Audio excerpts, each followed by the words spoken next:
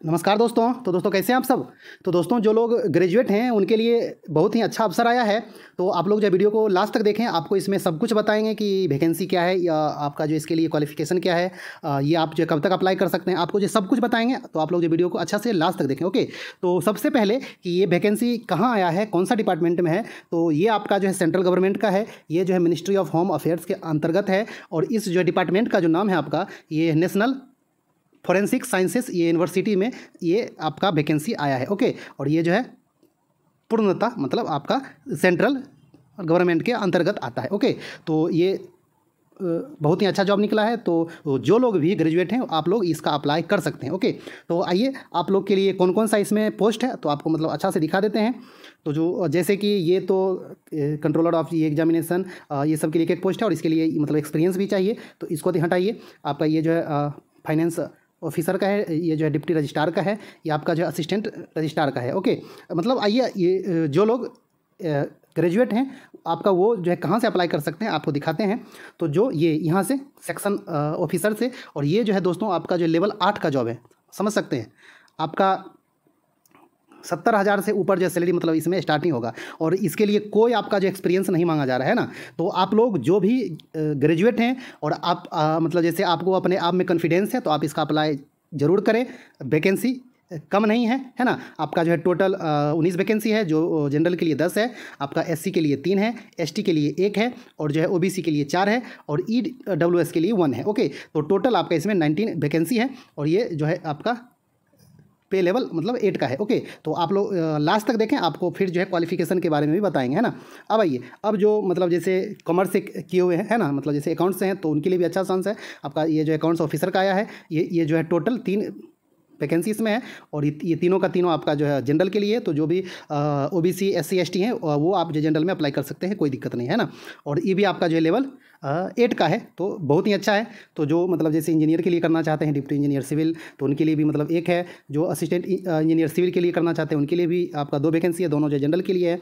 और आईटी जिनके पास मतलब जैसे आईटी का भी डिग्री है तो इसका वो भी अप्लाई कर सकते हैं। ओके, आइए, और अब जो है सिंपल जो ग्रेजुएट हैं उनके लिए आपका ये जो है ये डिप्टी सेक्शन ऑफिसर है ना। आपका मतलब जैसे होता है कि असिस्टेंट सेक्शन ऑफिसर होता है, तो मतलब इसमें आपका नाम है ये जो है डिप्टी सेक्शन ऑफिसर है ना। तो आपका मतलब ये जो है लेवल 7 का है, और ये सेक्शन ऑफिसर आपका जो लेवल 8 का है, तो इससे थोड़ा सा मतलब नीचे है। ओके, तो इसके लिए आपका जो है 20 पोस्ट है, कम नहीं है, 20 पोस्ट है। आपका जो है जनरल के लिए 10 है, और ये आपका एससी के लिए है ना, इसमें जो है एससी के लिए ज़्यादा है आपका। और मतलब एसटी के लिए जो है 1 है, ओबीसी के लिए 5 है, और ईडब्ल्यूएस के लिए 1 है। और ये जो है लेवल 7 का वैकेंसी है। तो अच्छा है, आपका जो 44,900 से इसका मतलब स्टार्ट होगा। तो ये आप मान के चलिए कि आपका 65,000 से ऊपर आपका सैलरी इसका मतलब स्टार्टिंग होगा, है ना। और 8 का जहाँ है तो 70 से मतलब ऊपर उसका स्टार्टिंग होगा लेवल 8 का। ओके, अब आइए, अब ये आपका ये जो है अकाउंटेंट कम ये ऑडिटर का है। तो जो भी कॉमर्स से होंगे आपको क्वालिफिकेशन भी दिखा रहे हैं क्या क्या है, तो आप लोग मतलब अच्छा से देखते रहिए। ये आप ये जो है अकाउंटेंट कम आपका ऑडिटर का 4 पोस्ट है, जो कि जनरल के लिए 3 है, और ओबीसी के लिए 1 है। ओके, और ये भी आपका जो लेवल 7 का वैकेंसी है। और उसके बाद आपका जो है ये अकाउंटेंट कम सब ऑडिटर का है। इसके लिए जो टोटल आपका मतलब 8 पोस्ट है, जो कि जनरल के लिए 5 है, और एससी के लिए मतलब 1 है, और आपका जो है ओबीसी के लिए 1 है, और ये ईडब्ल्यूएस के लिए मतलब 1 है, और इसमें जो है ये एसटी का नहीं है। ओके, और ये आपका जो लेवल 5 का जॉब है ना, तो मतलब अच्छा खासा है ना। और ये अंतिम में आपका जो ये मतलब आपका असिस्टेंट का है, तो ये जो है लेवल 2 का है, यानी कि आपका ये मतलब जो है एलडीसी लेवल का है। ओके, हाँ, ये आपका जो असिस्टेंट इसमें लिखा है, लेकिन ये आपका एलडीसी जो होता है जैसे होता है उसके लेवल का ये पोस्ट है। ओके, तो इसमें आपका जो बहुत ही ज़्यादा वैकेंसी है, 49 है टोटल। आपका इसमें जो है 22 जनरल के लिए है, आपका जो है 7 एससी के लिए है, जो है 3 एसटी के लिए है, और आपका जो है 13 ओबीसी के लिए है, और जो है 4 ईडब्ल्यूएस के लिए इसमें वैकेंसी है। ओके, तो ये आपका वैकेंसी का डाटा है।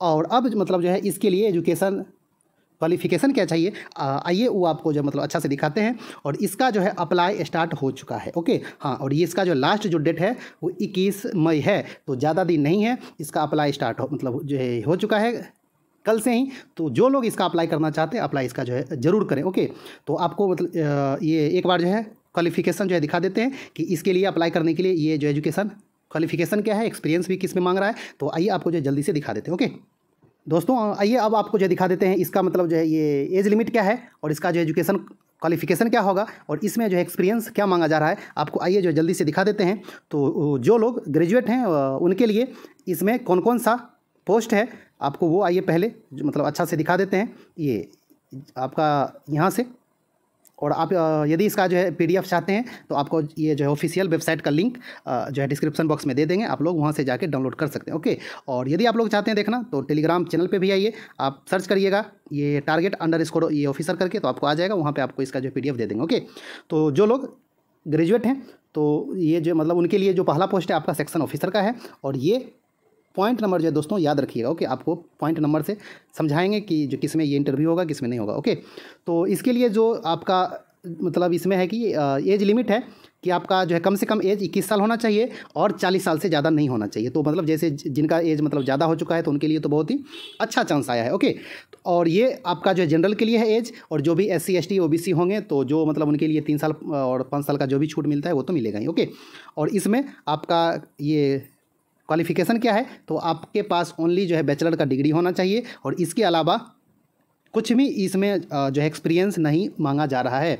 तो ये आपके लिए बहुत ही अच्छा अवसर है। ओके, हाँ, और इसमें जो है टोटल तो आपको दिखाई दिए हैं पोस्ट कितना है, जो है 19 पोस्ट, और अलग अलग जो कितना कितना है वो तो आप लोग देख ही लिए है ना। और अब इसमें जो है आपको मांगा जा रहा है कि हिंदी और इंग्लिश का नॉलेज होना चाहिए और कंप्यूटर प्रोफिशिएंसी भी होना चाहिए, मतलब कंप्यूटर का भी नॉलेज आपको होना आवश्यक है। ओके, तो इसमें सिंपल सा ये है कि आपके पास यदि ग्रेजुएट का डिग्री है तो आप इसका अप्लाई जरूर करें। ओके, आइए अब इसमें जो है ये देख लें, ये जो है आपका जो है मतलब अकाउंट्स ये ऑफिसर का आपका मतलब जो है इसमें है कि 40 साल से ज़्यादा नहीं होना चाहिए, और जो भी चार्टर्ड ये अकाउंटेंट का किए हुए हैं है ना, मतलब ये जो है अकाउंट से रिलेटेड जो भी डिग्री लिए हुए हैं आप जो मतलब MBA किए हुए हैं तो आप इसका अप्लाई कर सकते हैं। और आपको इसमें एक्सपीरियंस भी मांगा जा रहा है ना, आपका जो है 2 साल का एक्सपीरियंस होना एकदम जो ज़रूरी है ना, तभी आप इसका अप्लाई कर सकते हैं। और आपको मतलब हिंदी और जो है इंग्लिश का नॉलेज और अकाउंटिंग सॉफ्टवेयर का जो है नॉलेज होना ज़रूरी है। और आप जो है GST और ये इनकम टैक्स में इसका जो भी काम होता है आपको उसकी जानकारी होना मतलब आवश्यक है। तो आपके पास यदि जो है डिग्री है और एक्सपीरियंस है तो आप ये जो अकाउंटेंट का अप्लाई आप मतलब आसानी से कर सकते हैं और ये अच्छा जॉब है। और ये आपका जो है डिप्टी इंजीनियर का है ना सिविल में, तो आपके पास यदि जो इंजीनियरिंग में बैचलर का डिग्री है सिविल में और इसका भी एज जो है 40 साल से ज़्यादा नहीं होना चाहिए, तो जो भी इसका अप्लाई करना चाहते हैं कर सकते हैं। 2 साल का एक्सपीरियंस आपको इसमें भी मांगा जा रहा है। और ये भी आपका जो असिस्टेंट इंजीनियर का है, इसमें जो है मिनिमम आपका मतलब 21 साल है और जो मैक्सिमम 35 साल है।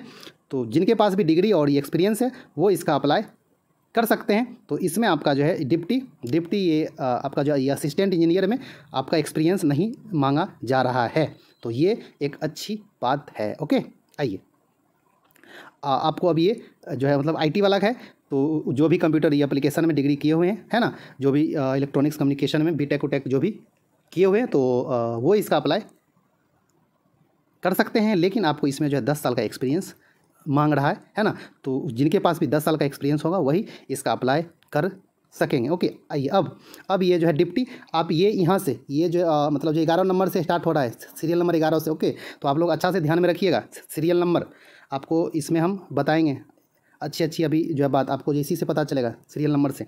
इसमें क्या है, ये आपका जो 11 नंबर है डिप्टी सेक्शन ऑफिसर, ये जो लेवल 7 का है। आप इसको जो मतलब एक तरह से असिस्टेंट सेक्शन ऑफिसर के भी श्रेणी में रख सकते हैं, कोई दिक्कत नहीं है ना। आपका जो इसमें मिनिमम एज 21 साल, मैक्सिमम एज 40 साल।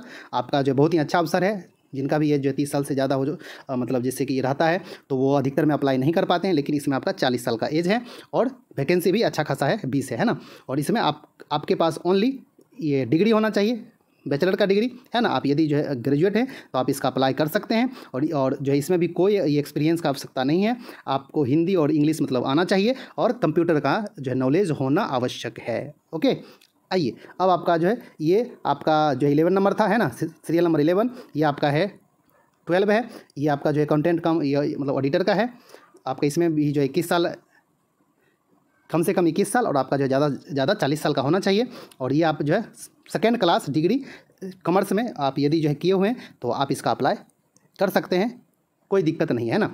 अब सेकेंड क्लास क्या होता है, कितना परसेंटेज तक होता है, तो ये तो सबको रहता है पता, 45% है ना। तो आपको मतलब जैसे इसमें भी लिखा हुआ है तो आपको जो है वो भी अच्छा से दिखा देते हैं ना। आइए अब, और इसमें जो अकाउंटेंट के लिए, अकाउंटेंट कम जो ऑडिटर के लिए आपके पास एक्सपीरियंस भी होना ये आवश्यक है। जिनके पास 2 साल का ये एक्सपीरियंस है अकाउंटिंग में, तो वो इसका अप्लाई कर सकते हैं। और आपको हिंदी और इंग्लिश और ये जो अकाउंटिंग सॉफ्टवेयर का जानकारी होना आवश्यक है ना। और आपको जो है जीएसटी और इनकम टैक्स का भी जानकारी होना आवश्यक है। उस पे जो है आपको काम करना आना चाहिए। अब ये आपका जो है सब ये अकाउंटेंट कम सब ऑडिटर का है। आपका जो इसमें भी है कि 21 साल से कम नहीं होना चाहिए और 35 साल से ज़्यादा नहीं होना चाहिए। और ये सब आपका जो है एज जो है जनरल के लिए है ना। आप यदि SC ST OBC हैं तो जो छूट मिलता है सेंट्रल गवर्नमेंट में वो आपको मिलेगा ही।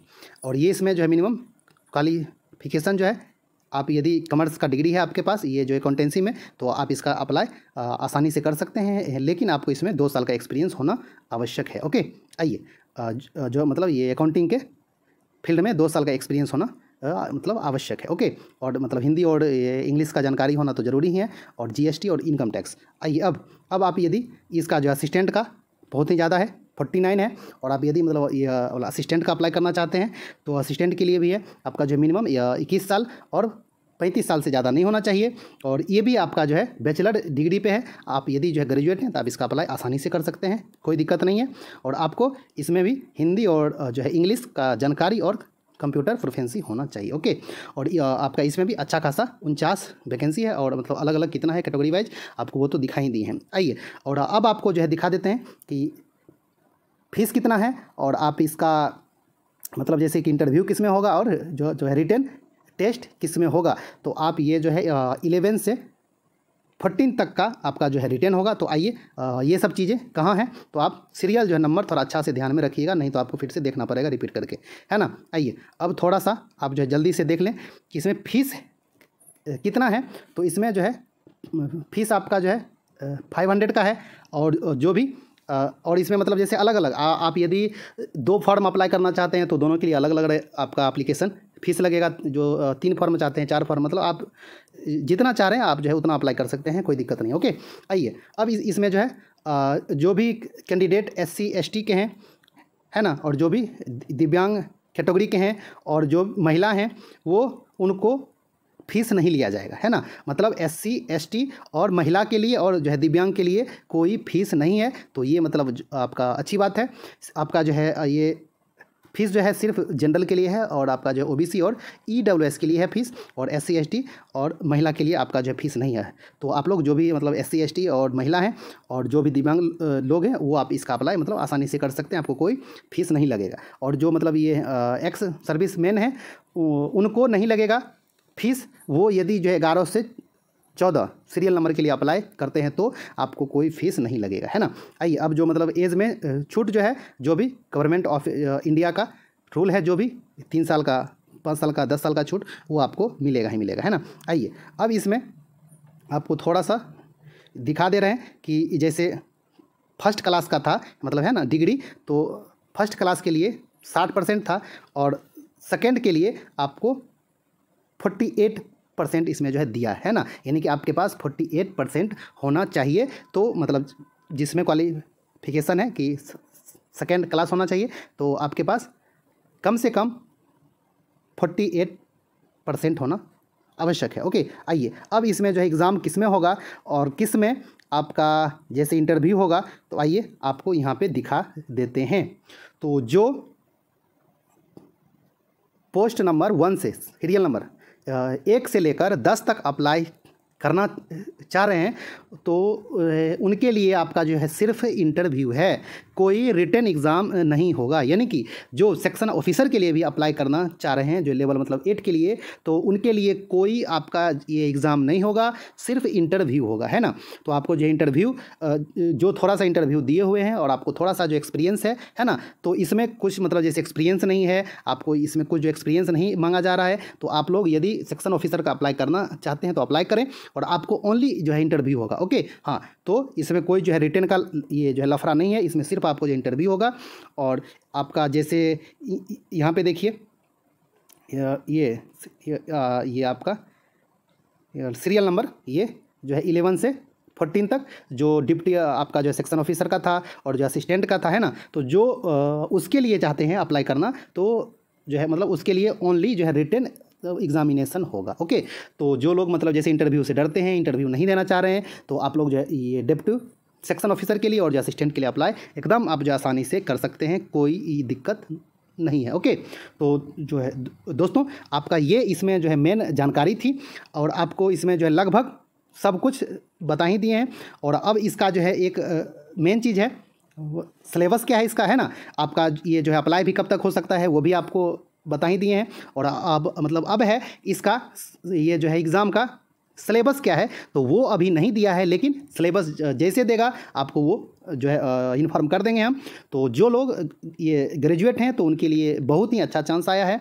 तो जैसे कि जो लोग इंटरव्यू को मतलब नहीं देना चाह रहे, इंटरव्यू से उनको मतलब जैसे कि कुछ लोगों को डर लगता है, बाप रे मतलब जैसे इंटरव्यू में क्या आएगा, नहीं पूछेगा क्या पूछेगा, तो आप यदि इंटरव्यू नहीं देना चाहते हैं तो सेक्शन ऑफिसर का नहीं अप्लाई करें, आप जो है डिप्टी सेक्शन ऑफिसर का अप्लाई करें। 11 से 14 तक का पोस्ट आपका सीरियल नंबर है ना, आपको उसमें ओनली जो है रिटन एग्जामिनेशन होगा। ओके, तो दोस्तों ये वीडियो अच्छा लगा होगा तो लाइक कर दें। आप यदि मेरे चैनल पे नए हैं तो चैनल को ज़रूर सब्सक्राइब कर लें। आपको जो है इसके रिगार्डिंग कुछ भी इन्फॉर्मेशन होगा तो आपको वो देते रहेंगे समय समय पर। तो दोस्तों मिलते हैं एक अच्छा सी वीडियो में, तब तक के लिए धन्यवाद, नमस्कार।